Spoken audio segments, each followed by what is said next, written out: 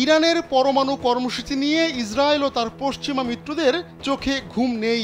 এই ইস্যুকে সামনে এনে গেল মাসে ইরানে হামলাও চালায় ইসরায়েল। পরে সেই হামলায় যোগ দেয় ইসরায়েলের পরম মিত্র যুক্তরাষ্ট্র। শেষ পর্যন্ত তিন দেশ বড় সংঘাতে জড়ানো থেকে সরে আসে। কিন্তু ইরানের পরমাণু কর্মসূচি নিয়ে এখনও অস্বস্তি কাটছে না যুক্তরাষ্ট্র ইসরায়েলের। সামরিক শক্তিধর দুই দেশ ইরানের বিরুদ্ধে অবস্থান নেওয়ার পর এক পর্যায়ে বন্ধুর বিপদে পাশে এসে দাঁড়ায় রাশিয়া। এবার সেই বন্ধু দেশের কাছেই নিজেদের পরমাণু কর্মসূচির আপডেট জানালো ইরান। মস্কোয় গিয়ে রুশ প্রেসিডেন্ট ভ্লাদিমির পুতিনের সঙ্গে সাক্ষাৎ করেছেন ইরানের সর্বোচ্চ নেতা আয়াতুল্লাহ আলী খামেনির উপদেষ্টা আলী লারজানি।